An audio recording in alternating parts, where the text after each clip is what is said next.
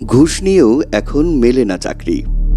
এক পদের জন্য একাধিক প্রার্থীর কাছ থেকে লাখ লাখ টাকা ঘুষ নিয়েছেন বগুড়ার গোহাইল ইসলামিয়া স্কুল অ্যান্ড কলেজের অধ্যক্ষ এবং সভাপতি। এমনটাই অভিযোগ করেছেন খোদ ঘুষদাতারাই। জমি জমা বিক্রি করে অনেক টাকা ঋণ করে টাকা নিয়ে এসে দিছি। আজকে শ্বশুর শাশুড়ি থেকে নিয়ে দিছি। সবাই মনে করেন আমার বাড়ি ঘর থেকে তালা দিয়ে আজকে বাড়ি ঘর ছাড়া ঋণ ভাড়া রয়েছি। আমি টাকা দিয়েছিলাম 2005 সালে 1 লক্ষ টাকা। তখন 1 লক্ষ টাকার বহুত মূল্য। আমার এলাকায় 3-4 বিঘা জমি ক্রয় করা হতো, কিন্তু আমি ওই টাকা দিয়ে আমি এখন নিঃস্ব, আমাকে চাকরিটাও দেয়নি। ভুক্তভোগীদের মধ্যে একজন হাফিজার বেগম। গোহাইল ইসলামিয়া স্কুল অ্যান্ড কলেজে কর্মরত অবস্থায় মৃত্যুবরণ করেন তার স্বামী মোতাহার হোসেন। এমপিওভুক্ত হলে স্থায়ী হবে চাকরি, সেই আশায় অন্তত 20 বছর বিনা বেতনে আয়ের কাজ করলেও 2019 সালে এমপিওভুক্ত হবার পর পাল্টে যায় অধ্যক্ষ এবং সভাপতির সুর। আয়াপদের চাকরির জন্য অসহায় হাফিজারের কাছে দাবি করা হয় 5 লাখ টাকা। তারপর থেকেই 3 কন্যা সন্তান নিয়ে মানবেতর দিন কাটাচ্ছেন বিধবা হাফিজার বেগম।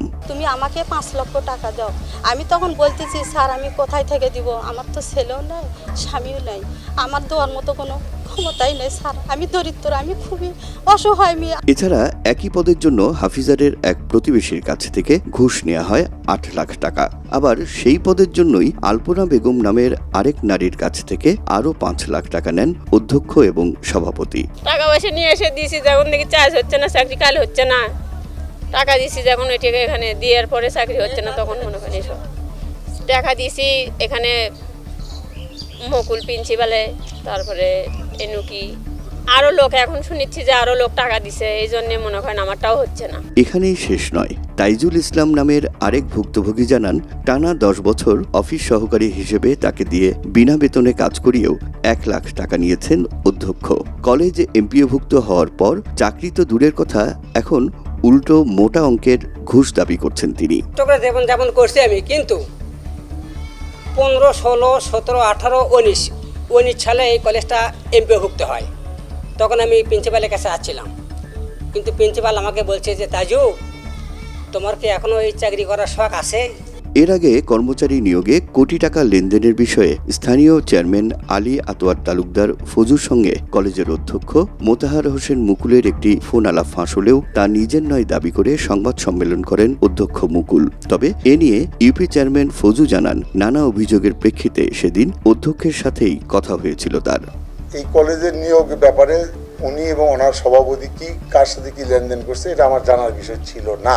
ওই প্রিন্সিপালের কাছ থেকে শোনার চেষ্টা করলাম যে আসলে তোমরা যে এই কথাগুলো বা দুই একজন যে বলতেছে এটা কতদূর সত্য। এদিকে চলন্ত গাড়িতে মদ্যপ বন্ধুদের সাথে সামাজিক যোগাযোগ মাধ্যমে ভিডিও পোস্ট, সরকারি গাছ কেটে অবৈধভাবে বিক্রি করে দেয়া, প্রতিষ্ঠানের অর্থ আত্মসাৎ, সাথে কোটি টাকার নিয়োগ বাণিজ্যের মতো অভিযোগ থাকার পরও শিক্ষা অধিদপ্তরে পরিচালক পদে কর্মরত স্ত্রীর দাপটে সভাপতির পদে বহাল থাকা যুবলীগ নেতা আলী ইমাম ইনকির দাবি, তাঁর বিরুদ্ধে আনা সব অভিযোগ মিথ্যা। প্রথম কথা হচ্ছে, কোনো পদের জন্য কোনো টাকা পয়সা বা কোনো কিছু তো নেওয়াই হয়নি।